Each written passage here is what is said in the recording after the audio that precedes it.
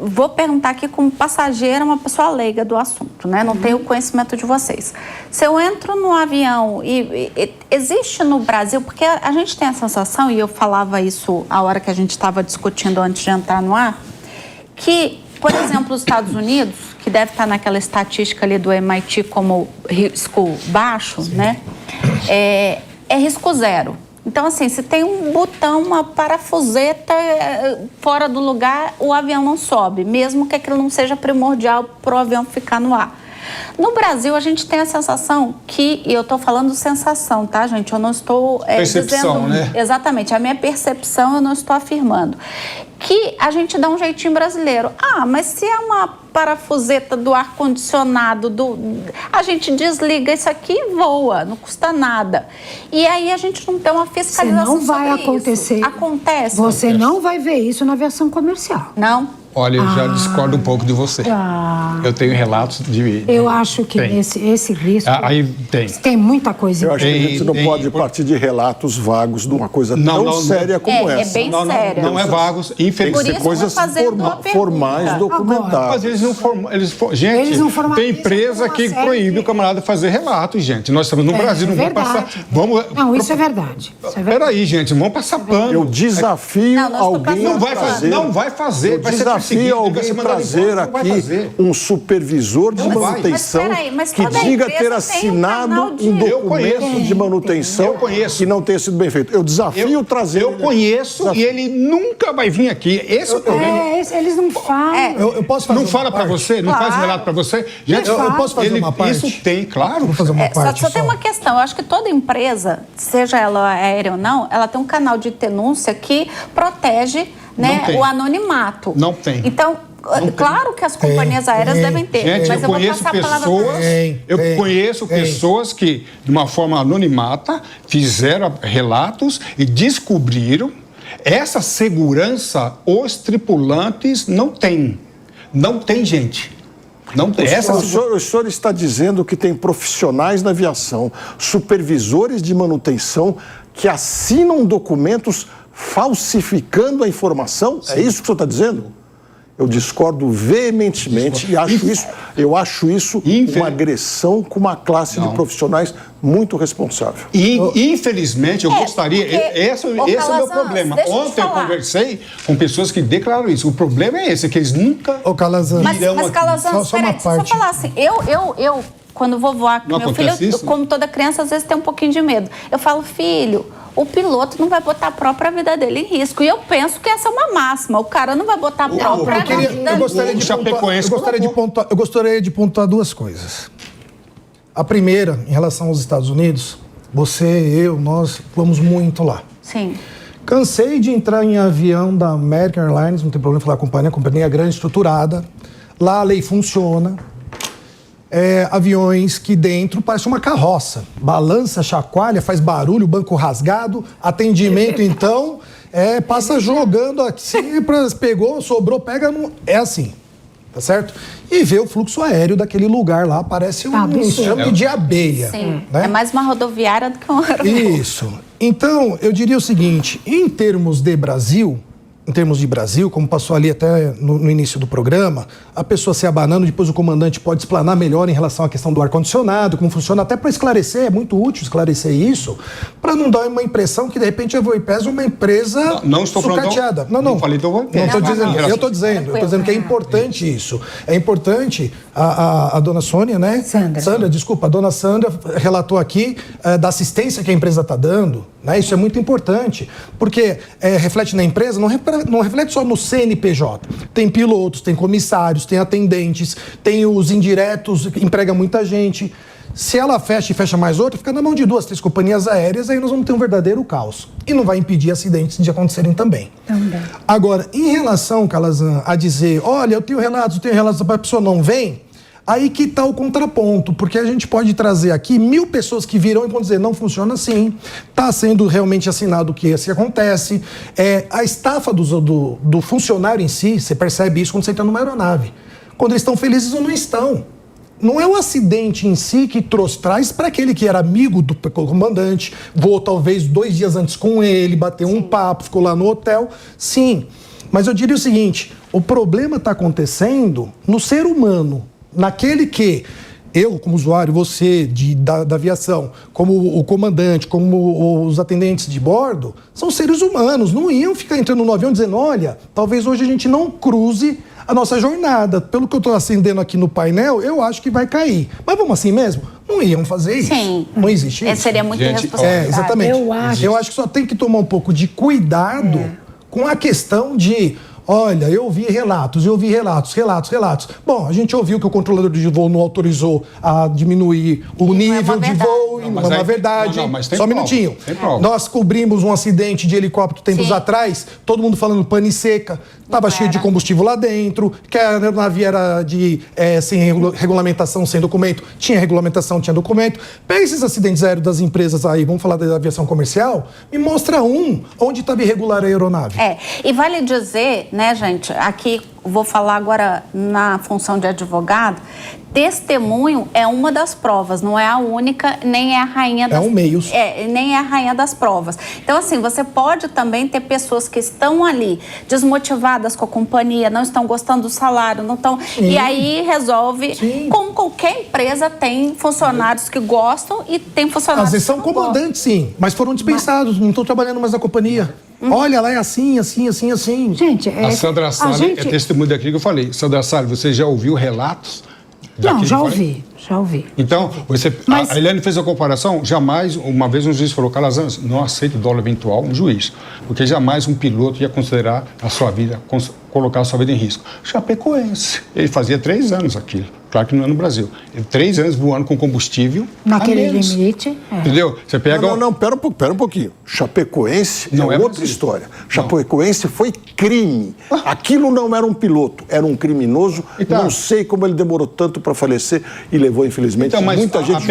Era um crime tão grande que quando ele caiu sem combustível... Regra, né? Não é... Quando ele caiu sem combustível, ele precisava ter, no mínimo, mais 2 horas e meia de autonomia. Então não dá para falar que um piloto não coloca a vida em Aquilo risco. não é piloto, aquilo não é Brasil, não dá para comparar. Pera um pouquinho. Aí você pega o voo da noiva, que é um voo famoso aí, da aviação geral. Você olha aquilo, o piloto colocou... O que é voo da noiva? O voo da noiva é um voo... noiva que contratou um helicóptero para chegar no casamento. Sim. Esse caso eu acompanhei desde o primeiro dia. Aquele é o exemplo clássico de que o piloto coloca a vida... Ele viu o tempo fechando e ele não... Tinha condições. Aquele é um exemplo clássico.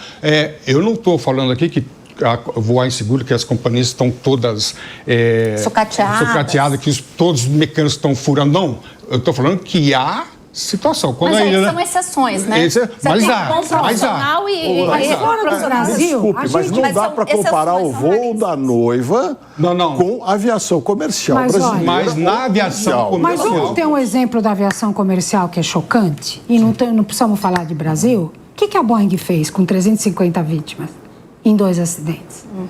Nesse novo do modelo. Max? Do Max. E agora ela admitiu e vai pagar 200 milhões, ela está oferecendo, para não ter que pagar a multa de 2 bi, e eles admitiram a culpa. Mas Então, pera um pouquinho. Sem dúvida. Depois do primeiro acidente, porque foram meses de um para o outro, ela já sabia o que estava acontecendo. E ela continuou voando.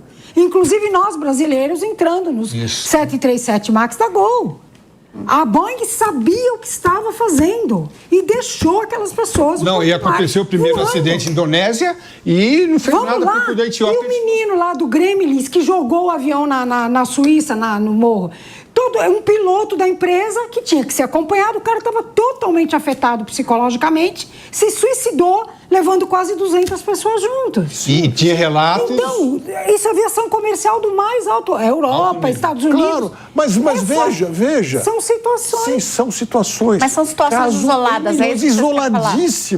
Isoladíssimas. Nós não podemos pegar aquele caso da Germanwings, que foi realmente um absurdo, como a normalização do que seja aviação. Mas ninguém está normalizando. Eu estou dizendo que são situações... Vamos sair do Brasil, ok? O mundo também vivencia situações bastante complexas nesse sentido. Mas são situações que dá pra gente contar no dedo. Passou o primeiro acidente. Se não acontecesse o segundo, ele ia continuar. Mas a questão é o seguinte, eu não posso trazer os pilotos que me relataram. Não posso dizer que eles não quiseram vir, não querem vir quando...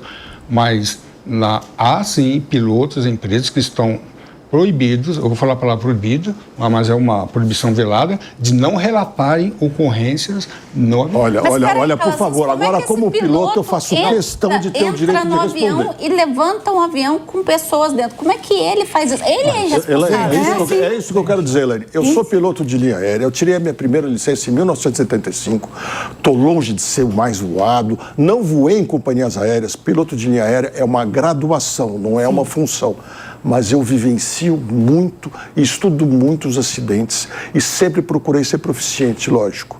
Eu acho inaceitável falar assim, os pilotos, ainda mais de uma maneira generalizar, geral. né? Eu, como piloto, sei muito Ninguém bem das generalizou. minhas obrigações. Quando fecho a porta do avião, Ninguém tá eu sou generalizando. absolutamente responsável pela segurança do voo de todos os passageiros que estão lá e a minha também. E ninguém tem autoridade maior do que o comandante numa hora dessas. O comandante pode, inclusive, rever regras da aviação em nome da segurança. E se tem algum piloto que diz que ele obedece ordens ilegais, seja da escala, seja do que for, é porque ele não é um bom profissional. O bom profissional tem que entender que no momento que fechou a porta do avião, ele é autoridade. Então ele não pode se sujeitar a fazer nada que seja fora da regra. E eu tenho convicção que se isso acontece, é uma absoluta minoria de pilotos. Sim, e vamos lembrar que todos os pilotos passam por um rigoroso treinamento que não é só técnico, é psicológico, imagino eu, e de ética, porque a gente está falando de ética. E eles têm sempre um prazo, a cada 6 você tá meses, com parece, vidas que passar por humanas. Da idade. Conforme a... E tem mais, Elaine, se quiser dizer nem falar só da ética do profissionalismo, vamos pensar em outro lado. Perder um avião é caríssimo. É, lógico. O dirigente de uma companhia aérea sabe que um acidente aéreo pode ser o suficiente para fazer quebrar uma empresa que estivesse bem administrada. Então, mesmo que não quisesse olhar pela lado da ética, todos os envolvidos sabem que tem que andar na regra. E se a companhia não estiver na regra, a companhia de seguros vai cobrir a apólice. E está aqui uma pessoa para esclarecer muito bem, que entende de vítimas, vai cobrir a apólice, mas depois ela vai se voltar na justiça contra a companhia aérea se ela tivesse feito a coisa errada, e aí a companhia aérea quebraria mesmo. Que é o direito de Era até o que regresso. você estava falando, né, Que é o doutor Sérgio? direito de regresso. Existe uma cultura, Direito de regresso. existe uma cultura aeronáutica. Eu dava aula em uma faculdade, eu vi um comandante, diretor de operações de uma renomada empresa, não vou falar, ele falou em sala de aula, ele falou em sala de aula, dando aula para pilotos comerciais. Nunca, ele falou isso. Eu tive que corrigir, deu uma confusão. Pilotos, nunca declarem emergência para o controlador de tráfego aéreo. Esse camarada era simplesmente... Ele se falou numa faculdade. Imagina o que ele não fala lá, falava na empresa. Mas eu vi. Isso eu vi. Não é possível. Mas eu vi. Eu vi. E o senhor não denunciou ele para a direção da escola? Claro, ele foi denunciado. Com certeza ele foi. Ele foi. E daí? E foi punido? Aí já não é problema meu. Porque ele foi... Esse ensinamento eu trouxe um burbúrio. Né? Então, eu o corrigi veementemente. Os alunos presenciaram, eu fui, não faça isso, jamais faça isso. Eu fico imaginando um camarada desse que tinha uma função relevante numa empresa, o que ele não fazia com os pilotos. Eu vi isso acontecer, não estou falando que eu ouvi falar. Você não ouviu, você eu viu. Vi e tive que corrigir a turma, que eu era controlador na época, e falando, jamais. E aí, eu como controlador de tráfego aéreo, atendi muitas aeronaves em emergências. Na classe dos controladores, o senhor também assistia esse tipo de irresponsabilidade? Não, eu nunca vi. Eu vi erros, muitos erros. Eu mesmo como a minha classe é impecável. As outras... Não. Gente, então vamos lá. Então eu já vi erro. Então vamos falar de... Já estudou o caso 907? Que é a condenação dos controladores? Dos controladores. Então ali eu vejo... Eu falo de muitos erros dos controladores. Eu faço... Erros sim. Então vê lá aquele caso lá, que você vai ficar impressionado o que aconteceu ali, tá no meu canal do YouTube. Eu chamo condenação à absolvição absurda. Ali quem absolveu foi o juiz, porque ali para mim tem um erro crasso do controle. Nós não somos perfeitos, temos erros sim, com certeza. Entendeu?